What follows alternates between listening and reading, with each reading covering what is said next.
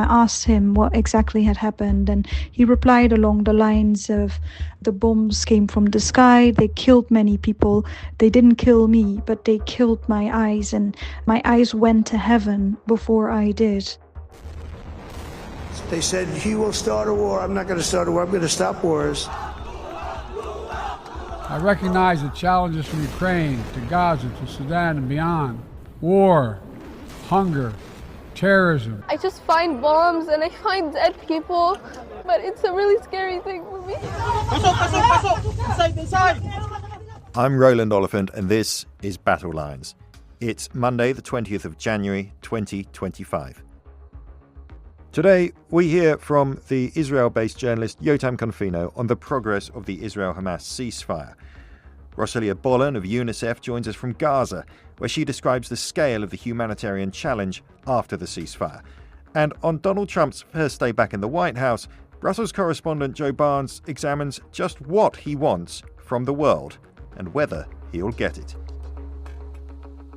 But first, a quick catch-up of the latest death tolls, both civilian and military, since October the 7th, 2023. Gaza's death toll is 46,913 people. The West Bank's is 838 people. Israel's is 1,843 people. On top of that, we should add that there are 91 hostages left in Gaza after yesterday's release from the 251 seized by Hamas on October the 7th. Israel believes that only 57 are still alive. The war in Gaza is finally over, for now at least. After a nerve-wracking delay, the fighting finally stopped and Hamas handed over 3 Israeli hostages on Sunday afternoon. Shortly afterwards, buses carried 90 freed Palestinians out of Israel's Ofer prison. So far, so good, but the truce remains extremely delicate, and humanitarian organizations have said there is no time to lose in getting medical aid and food into the Strip. Joining us from Israel, the journalist Jotam Confino. Thank you for joining us. The ceasefire came into effect on Sunday, that's yesterday. Could you give us the latest this morning? I suppose the basic question is it holding and is it going to hold? First of all, yes, it is holding as of now. Israel has not launched any airstrikes or attacked Hamas whatsoever inside the Gaza Strip, and Hamas has also ceased its hostilities. So in that sense, it's holding. And the 3 hostages were released yesterday as per the ceasefire agreement, and the 90 Palestinian prisoners were released from Israeli jails. So everything is going according to plan, relatively speaking, I would say, because there was a slight delay with the release of the hostages and the Palestinian prisoners, but that was to be expected. It was the same in November 2023 when Israel and Hamas struck the first ceasefire. Will it hold?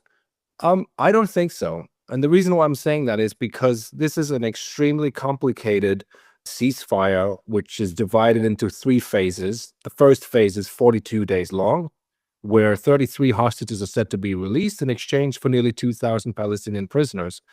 And a lot can go wrong in those 42 days. It doesn't take many miscalculations or provocations, or even if Hamas for some reason can't locate some of the hostages in time, that could also derail everything. That's just the first phase. Then you have the second and the third phase, which are also complicated, especially the last phase where there's supposed to be talks about who's going to rule Gaza. That's a hugely complicated issue, and Hamas is not going to just lay down their weapons and hand them over to the Palestinian Authority. So I don't think we're going to see this ceasefire being completed, and even if it is completed, I think it's just a matter of time before the next conflict between Israel and Hamas erupts. How is this going down in Israel? And is what you've just described, this sense that this probably isn't going to last, is that a widespread expectation? I would say so, and mainly because most Israelis know their enemy. They know Hamas. It's not the first time that Israel and Hamas are engaged in wars. And they know that Hamas has not given up on their ultimate goal, which is to destroy Israel. They've said so even on the day of the announcement. The point man on the negotiations, Khalil al-Hayya, said so in so many words that it was just a matter of time before they would destroy Israel. So every Israeli knows that Hamas, first of all, has not been destroyed fully. We saw that in Gaza yesterday. We saw hundreds of members of Hamas armed in crisp new uniforms. They were driving in pickup trucks. and they were clearly controlling the area. And I think a lot of Israelis were a bit disappointed. And they were also, I think, annoyed and angry with the government, because Netanyahu's government has been telling the Israeli public for a long time now that Hamas has been completely destroyed. And that's not true. So I think most Israelis yesterday realized that what they'd been told was not completely accurate, and that Hamas is absolutely still a player in the Gaza Strip. And if Hamas is still a player in the Gaza Strip, it's just a matter of time before they will try to launch another attack. I don't believe that they can launch another October 7 style attack in the near future. But Hamas is playing the long game here, and this is exactly what I believe that they're trying to do in the long run. Could you just talk us through the political fallout inside Israel? I think we saw 6 resignations from the Security Cabinet in protest at this ceasefire, but it did go through nonetheless. Where does this leave Prime Minister Netanyahu and the government? Does it leave him more vulnerable in the domestic front? And does that kind of sense that, oh, well, we were told Hamas was destroyed, but clearly not, does that damage him? It is damaging. I think what we saw yesterday is damaging to Netanyahu, because he has been promising total victory. What we saw yesterday was not total victory. Having 3 hostages paraded through Gaza with hundreds of Hamas members surrounding them is not a picture of total victory. Secondly, Netanyahu is vulnerable now because he has succumbed to pressure, not only from the Israeli public to strike a deal, but from Donald Trump. And the Jewish Power Party that resigned from the government said they're not ready to overthrow him just yet, but it is definitely a possibility that they will start during the ceasefire to work actively against Netanyahu. And they're trying now to also convince another party, the Religious Zionism Party, which is also a far-right national religious party, to also leave the government. They've also threatened with doing that. If they do, technically Netanyahu will be toppled, but he has been thrown a lifeline by the opposition leader Yair Lapid, who told Netanyahu, don't worry about those 2 parties. If they leave, we will make sure that you have the majority, a majority coalition, because we want this ceasefire to be completed. But after the ceasefire, I believe that Yair Lapid would pull his support, and then it would trigger elections, most likely. Yet another Israeli election. What are the next hurdles to get through? And if you think this is going to all fall apart, where do you think are the critical points where you think this could all collapse and we could be back in a war? I believe probably in the second phase, because that's where many, many more members of Hamas are also expected to be released. And that's apparently also where Hamas and Israel had widely disagreed last week, which led to a holdup in the announcement from Israel's side of a ceasefire, because Hamas, they're still pushing to get certain people out of Israeli jails, among them Marwan Barghouti, who is a very popular figure among Palestinians, and he has been in Israeli jail for 20 years. He was convicted for murdering 5 people, and he's serving life in prison. But he's one of the people that Hamas are trying to get out. So I believe eventually there'll be a huge disagreements over the names of specific top Hamas or Palestinian Jihad or Fatah people set to be released in jail. And if not in the second phase, I believe in the third phase it will collapse. Because, like I said, Hamas is not ready to hand over control to the Palestinian Authority. And that's really what the third phase is all about. It's about having the Palestinian Authority sitting down with local Gazan politicians who are not affiliated with terror groups to try and form an interim government. And they need the support from the international system, of course. And then in the long run, apparently according to the United States' plan, the Palestinian Authority will take over Gaza. And Israel, with Netanyahu leading Israel, is not interested in that. They've said that repeatedly because they believe that that the PA, the Palestinian Authority, is a corrupt and terror-supporting entity. So I think this is just a recipe for disaster, really, with so many conflicting interests. How long have we got before it falls apart? The million-dollar question. The first phase lasts 42 days. And Israel and Hamas will continue negotiating the implementation of the second phase 16 days into the ceasefire. So in about 2 weeks' time, they're going to start renegotiating or finalizing some of the details on the implementation, and it could easily derail then Of course, we hope that it's not going to happen, but I see so many bumps along the way that could very easily just explode in both Hamas's initial phase. Could we talk a little bit about the hostages? 3 came out. I'm just doing my arithmetic here. If I'm right, that means that Israel believes there's still 91 unaccounted for, only 57 of whom they believe are alive. I may not be wrong there, but the deal says only 33 are going to come out in this first phase. Tell us about the condition of these 3 who came out yesterday. So Emily Damari, who's a British citizen, she had 2 of her fingers blown off after Hamas shot her on October the 7th. I believe she was holding her dog, and they shot the dog and they hit her hand. So she's missing 2 fingers. But other than that, she's in an okay condition. Physically, she's undergoing medical assessments now. She's still at the hospital. The 2 other hostages are also said to be in an okay condition, physically speaking. I think the big issue here is how they are mentally, because being held captive for 470 days by a terror organization will leave scars. We heard that from other hostages who were released in the first ceasefire in November 2023. And then you have the rest of the 30 hostages who are set to be released. We believe that 25 of the 33 hostages in that round, they are alive. We don't know for sure, but that's the Israeli estimate.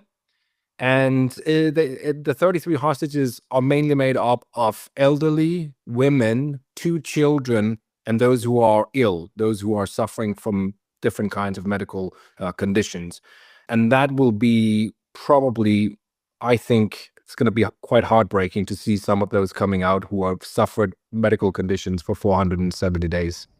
On this point, as you say, 470 days, it's kind of remarkable. I was just reflecting this morning that in all that time, very, very few have actually been rescued by the IDF. How is it that the IDF were unable to find these people over such a long time?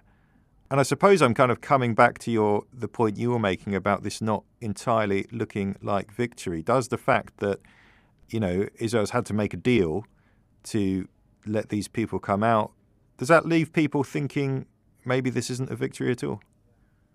I think those who thought or believed in Netanyahu's promise of total victory, they were quite naive, because I think anyone who saw what happened on October 7th and saw the 251 people taken hostage knew that there was going to be a very heavy price to pay for Israel, not only in terms of how many Palestinian prisoners they were supposed to release in order to get them back, but also going into Gaza, which is densely populated, it's a nightmare for any soldier, really. There's nothing like it in the world. I've spoken to several military experts who've told me that Mosul, for example, in Iraq, or Raqqa with Islamic State, it fades in comparison to Gaza, because Hamas is so strong and so embedded in every single aspect and corner of Gaza.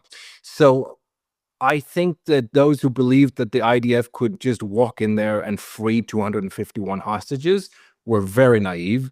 And I'm not surprised that the IDF didn't manage to do it. It's very difficult to rescue hostages who are held in dungeons, in tunnels, deep underground, because it's a vast tunnel system they have, 500-kilometer long, all over Gaza. So it was never really realistic, I think, for Israel to do that.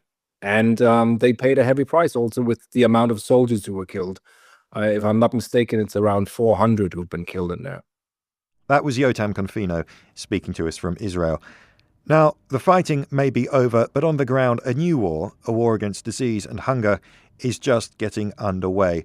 The United Nations Office for Coordination of Humanitarian Affairs estimates that 92% of homes in the Gaza Strip have been destroyed or damaged, 90% of the population displaced, 1.8 million people in urgent need of emergency shelter and essential household items. The solid waste system, the organisation says, has collapsed, causing serious environmental and health risks, and the water system has been drastically cut. My colleague Venetia Rainey spoke to Rosalia Bollen, a UNICEF Communications Specialist who is currently in Al-Mawasi in southern Gaza. She told us about the scale of the challenges and the hurdles facing the humanitarian response.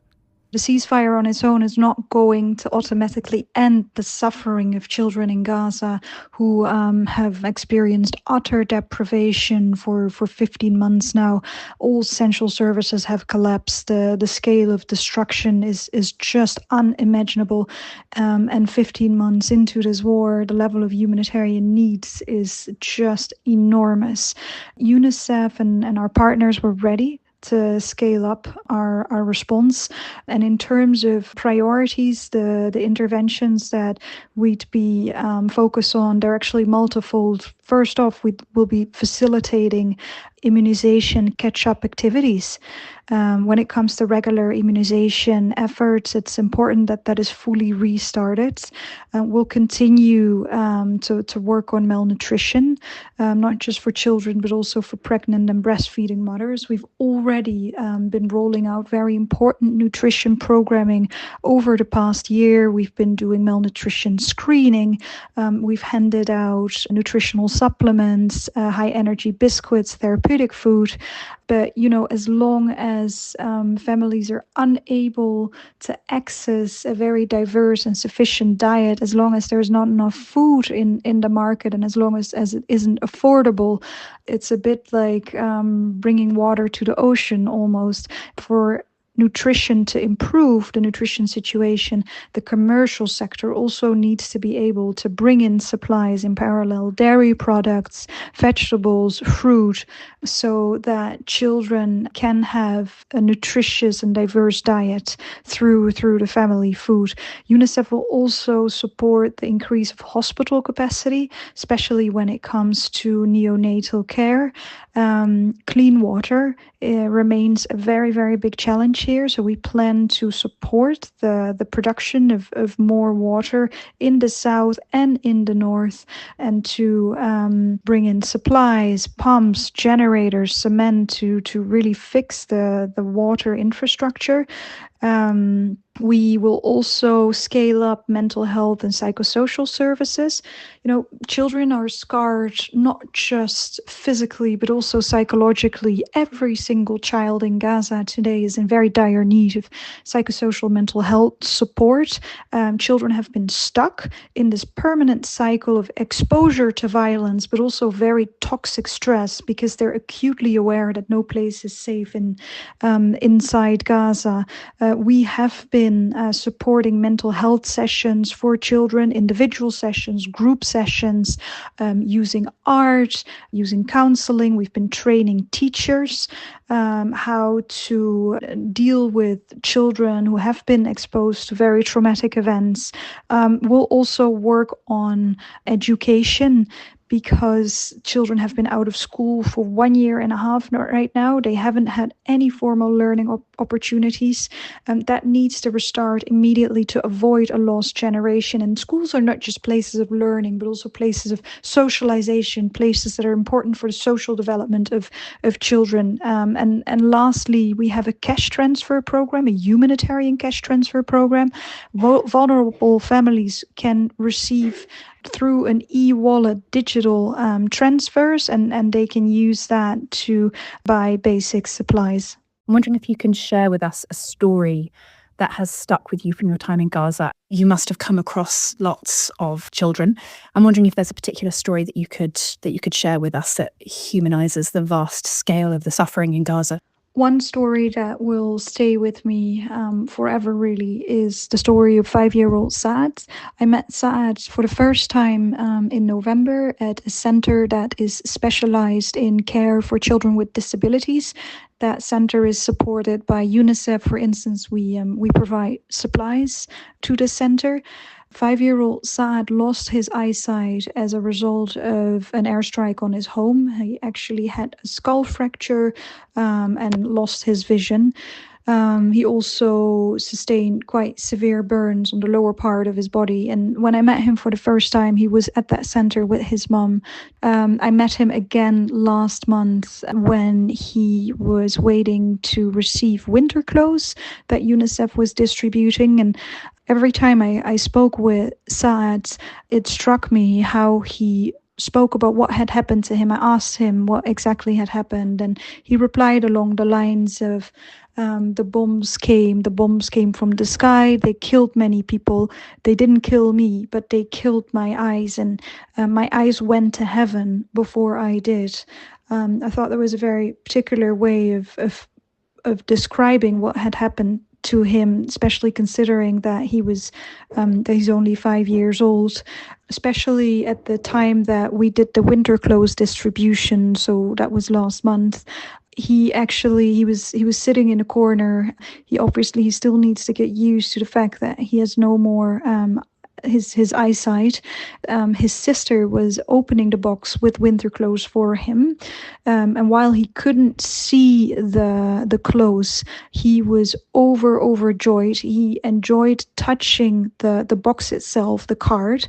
The clothes were individually wrapped in plastic, so he then felt the plastic, and as his older sister was pulling out these clothes, he really enjoyed touching the different fabrics. There was a fleece sweater, there was cotton socks, there was shoes in it, and he was just giggling every time his sister gave him a piece of clothing. So that was heartwarming, but at the same time it was heartbreaking to see that such a young boy will be marked for the rest of his life as a result of this war. Children really have been bearing the brunt, they've been bearing the cost of this war, although they didn't start it, and they also don't have the means to end it.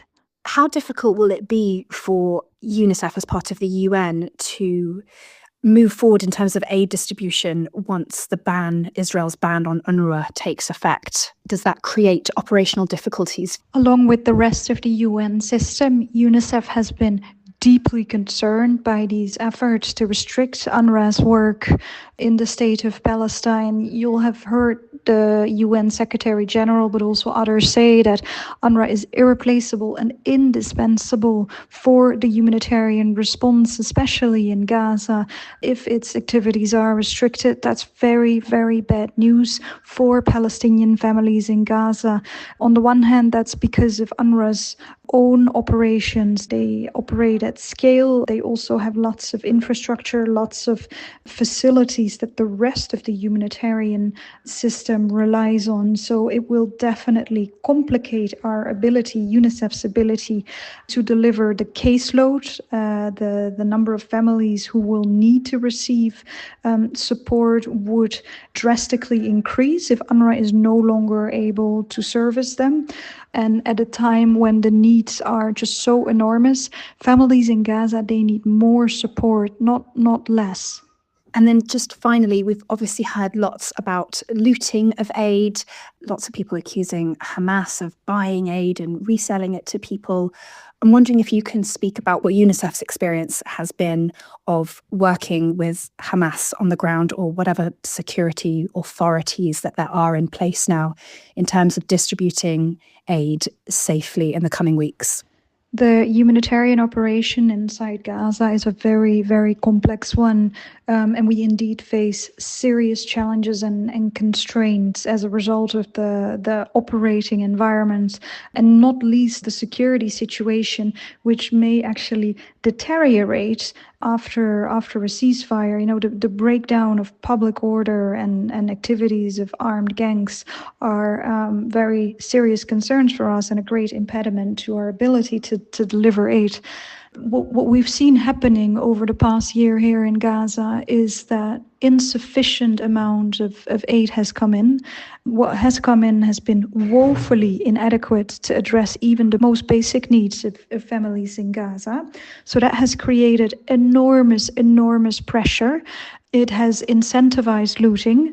People are desperate to try to get their hands on whatever they can, but equally it has incentivized criminal gangs, because obviously in an austerity economy, prices go up and it is profitable to loot these supplies. And the looting itself is further contributing or feeding into this downward spiral, into this very, very vicious circle. So we absolutely must break out of it. And it is therefore key that the commercial sector is also allowed to bring in supplies into Gaza at scale, large volumes of supplies, things like food, but also things like sanitary items, soap, shampoo, sanitary pads. The commercial sector should be able to bring that in, to take the pressure off the market. This would also allow humanitarians to focus on what we're good at, to focus on humanitarian supplies. So, for instance, when it comes to malnutrition, UNICEF can focus on therapeutic food, on plumpy nuts, high-energy biscuits, and it should be the commercial sector who's bringing in dairy products, meat, fish, vegetables, fruit, to ensure that families can access these products and have a diverse diet. I'd like to close just by reiterating that the ceasefire is long overdue for the children and families of Gaza. They've endured more than 15 months of relentless bombing and deprivation, and equally it's also long overdue for the hostages in Gaza and for their families. I'd like to underline that this war has taken really a horrific toll on Gaza's children, leaving reportedly at least 14,500 children dead, tens of thousands more injured. We estimate there's 17,000 children who have been accompanied or separated from their parents. Nearly 1 million children are displaced, and every single child in Gaza is in need of psychosocial support today. So this ceasefire is long overdue, it's much needed, and it will finally give some reprieve to these children and their families who've been through unimaginable things. That was Rosalia Bollen of UNICEF in southern Gaza, speaking to Venetia Rainey. After the break, Donald Trump says the Gaza ceasefire is the first foreign policy triumph of his presidency. As he's sworn into the White House for a second time, what else does he have planned for the world? Welcome back.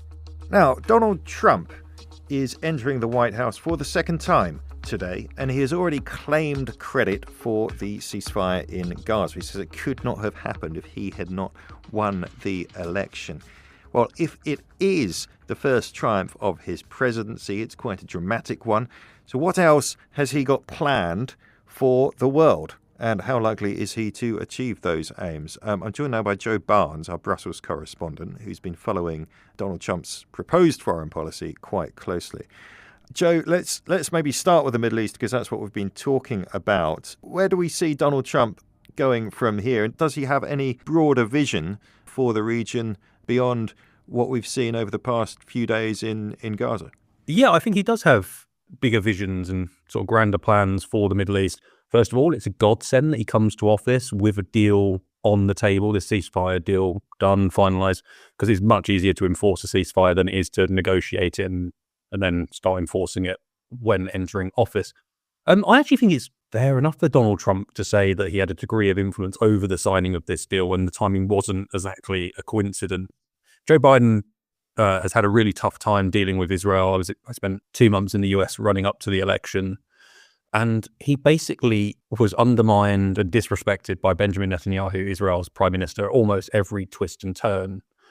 But what Donald Trump does have is he is considered a friend of Israel. He's always had this sort of strange focus on the Middle East. If you look back to his first term when he was signing the Abraham Accords to normalize relations between Arab countries and Israel.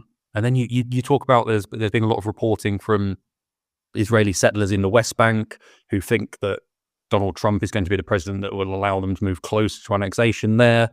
You had sort of moves like the US embassy being moved to Jerusalem. So for a whole numerous amount of reasons, Donald Trump is sort of considered a friend of Israel. I think he's going to going to build on this ceasefire. He's going to try and move the Abraham Accords further around the Middle East. He's going to want to see that deal expanded. It's one of the things that I see him doing. He's got a big focus on Iran, so he's going to help Israel in its sort of armed struggle against Iran. It's been sort of a proxy war of such because Iran backs Hamas, it backs Hezbollah, it backs the Houthis in Yemen. But I think we'll see sort of Donald Trump saying, Israel, we will give you more missiles, we'll give you more defenses to head off potential Iranian missile attacks on Iran, but also retaliate because he sort of wants to quash the Iranian regime and and basically stop its nuclear ambitions. And that's something both Israel and the US under Trump shares. But I don't expect Donald Trump to spend a great deal of time on the Middle East now. He's got the deal. He can go after sort of the more diplomatic efforts in normalization, expanding the Abraham Accord, etc. I see him sort of probably moving on closer to Europe in my eyes, and something I've probably been watching more closely. Well, let's then move on. If I was to ask you, what does Donald Trump want from the world? What are the top 3 things that he wants from the rest of the planet? If I was to give you 3 things that Donald Trump really wants when we're talking about foreign policy, is he wants people to be speaking and praising Donald Trump. He wants a Nobel Peace Prize. He was very much annoyed and angered that Barack Obama was handed a peace prize and he wasn't, over the Abraham Accords. And then he just wants to be remembered as a guy who got things done.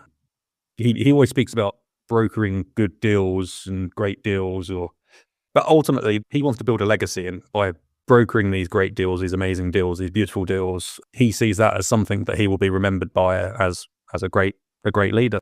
It's striking to me there, the top 3 things Donald Trump wants in foreign policy, none of it involves a single other country. It's all about him. Yeah, that's exactly it. And look, it's going to benefit countries like Israel because they're going to get increased support. The Middle East is going to hopefully be stabilized because Donald Trump sees doing that as a way for people to speak about him, a way to win a Nobel Prize. Same with Ukraine. Like, he doesn't have to support Ukraine. He doesn't have to try and end a war because it's not going to sort of reflect terribly on him if it carries on for 4 years, because that's something that could happen. But if he is the man to do that, he will be the one credited with ending that war. You'll say Joe Biden oversaw a period of violence and destruction that has seen Ukrainian cities razed to the ground and completely destroyed. When I came in the first 100 days, I helped broker a deal and ended the war. Thanks to me, Donald Trump, you will all remember me as the man who ended sort of the bloodiest conflict, the biggest European land war of this century. What is on his mind, on his foreign policy dossier? We've had some pretty dramatic comments from him regarding, pretty much anywhere from annexing Greenland to trade wars with Europe and China as well. What is it he wants to do? Could you give us our readers a sense of where America and the world are going under this presidency? You have to sort of whittle away at Donald Trump's comments. We're all talking about him wanting to use military force to annex Greenland from sort of its independent status under Denmark. Actually, if you sort of take away the layers and sort of the box office nature of every time Donald Trump speaks, he actually makes a really interesting and valid point. Russia and China have been trying to expand into that region, a region that has lots of natural resources available to it, is strategically very important for military purposes. And actually, if Donald Trump had just said, look, we actually need to keep an eye on what is going on around Greenland, sort of position in the world, it connects America and Russia once a year or so when the ice forms in winter. He's actually saying, look, we need to actually pay a lot more attention to that. And if Europe isn't going to take responsibility for it, then am I going to have to, as the American president, sort of come and deal with it? Staying in Europe, we have the whole issue with NATO. Again, Donald Trump isn't the first US president to complain about European military spending in terms of NATO. That's been dwindling since Bill Clinton came to office. What do we think Trump is going to do on that score, and what does it mean for European leaders? What are they fretting about?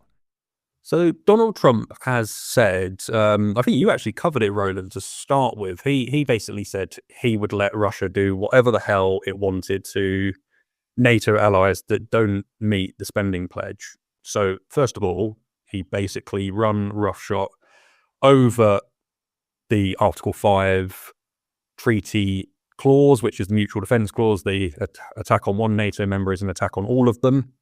He basically cast doubt over that, massive doubt. And this was before he was elected. So that was basically European countries were fretting about the idea of, does Article 5 actually mean anything? Now Donald Trump is saying that not only does he want countries to come up to 2%, he wants them to come up to 5% of GDP on defense, which is a target that not even America hits at the moment. America sits just below on about 3.8% or something like that. It's only Poland that comes closest on 4.12% from memory. But what's quite interesting is actually nobody's ruling it out. You have Mark Rutte, he's NATO Secretary General, but he's also the former Prime Minister of the Netherlands. And he has been speaking in recent weeks about this sort of tough decision that you have to make as a national leader. Do you spend money on health or do you spend money on defense? So he's trying to normalize this conversation that we actually have to pick out priorities, and maybe defense is a bigger priority than healthcare at the moment. For many leaders, that's an incredibly tough decision to make, but I think it's one that they're trying to normalize. And they're doing this because under Joe Biden, under Barack Obama, under George Bush, go back through numerous presidents since NATO's been formed, I don't think anyone's ever been worried that a US president is sort of mad dog enough to take America out of NATO, where people actually think Donald Trump could do it. And that's because he doesn't really, I think in his foreign policy world, he doesn't really care about Europe that much in terms of a defense and foreign policy realm. His biggest priority is China. Let's then talk about China. As far as you could glean while you were out there reporting, what's on top of his inbox as far as China's concerned? You've got Taiwan and Xi Jinping's sort of stated aims of reunifying, basically annexing, taking over Taiwan and bringing it back under the power of China. You've got the sort of the ongoing battle but on critical minerals and rare earths and metals, the things that are used to produce the next sort of generation of technology. And then you just have, I think, the idea that China is an industrial powerhouse that other countries in the West just aren't. And Donald Trump sort of would like America to have the ability to be producing all of these cars, motorcycles, anything that sort of is made in China. Donald Trump would like that to be produced in the US and being sold around the world. And that brings us on to the question of his tariffs. How disruptive could that be if it goes ahead? Yeah, tariffs aren't good for anyone. I think there's been reporting, there's been think tank studies into this, and actually trade would sort of significantly drop. So it would actually cost both America and its trading partners. Everyone would be worse off if Donald Trump was to enact these tariffs. And he's talking as high as sort of 100% on Chinese goods. In Europe, they're sort of looking at how to talk Trump down from this threat of tariffs. They're talking about making offers to buy more US energy, so LNG. They're working out what can we, as sort of a European continent, instead of keeping the defense industry European, can we actually buy more American kit? And then is there offers of other things that we can buy? Can we buy more Levi jeans? Can we buy more Harley Davidsons? Can we buy more bourbon whiskey? Things that are traditionally associated with America, like these sort of very symbolic products. Can we actually purchase more of them to basically show Donald Trump that, look, we're buying American products. Please don't slap us with tariffs. You're in Brussels, you cover NATO, you also cover, the European Union. You get a sense of what European leaders are thinking. How nervous are they going into this Trump presidency? Do you get the sense that European governments, European diplomats, European leaders are incredibly scared of the unknown, or have they come to the terms with the idea of this new kind of American leader? There's two ways to sort of answer this question. On one hand, they've experienced and survived the Donald Trump presidency in the past. They've got these playbooks. So the playbook of buying American is something that Jean-Claude Juncker and his trade department in the European Commission back during the first term of Donald Trump formulated. At that point, they promised to buy more LNG and more American soybeans in exchange for Donald Trump not putting tariffs on aluminium and steel exports and trade. So on that hand, lots of people are reverting back to the same old tactics that in NATO, they're talking about Trump pleasing, which is just basically, let's show him that we're doing stuff that are his priorities. We're speaking about China, we're increasing defense spending. Then on the other hand, you've always got, and it's probably Donald Trump's biggest sort of foreign policy trump card, to avoid that pun, is that we just don't know what he's going to do. He's unpredictable. He lurches from policy idea to policy idea. Look at how many of these close advisors in the first term were sort of championed as the world's best thinker, and then suddenly it's sort of thrown out the door as soon as they disagree with him because he probably woke up and heard a new voice on Fox News. He read a different newspaper. You just don't know what Donald Trump is going to do from day to day. So on one hand, they've got these well-formulated plans that they know have worked in the past, but then on the other hand, Donald Trump might just wake up one morning and say, you know what, I've got this idea, I'm going to do it. And that is completely a U-turn or a different position on something he's done before. Joe Barnes in Brussels. That's all for today. I'll be back on Friday looking at whatever foreign policy surprises the first week of Donald Trump's presidency brings us. In the meantime, that was Battlelines. Goodbye. Battlelines is an original podcast from The Telegraph, created by David Knowles. If you appreciated this podcast, please consider following Battlelines on your preferred podcast app. And if you have a moment, leave a review, as it helps others find the show. To stay on top of all our news, subscribe to The Telegraph, sign up to our Dispatches newsletter, or listen to our sister podcast, Ukraine the Latest. You can also get in touch directly by emailing battlelines@telegraph.co.uk or contact us on X. You can find our handles in the show notes. Battlelines is produced by Yolaine Goffin. The executive producer is Louisa Wells.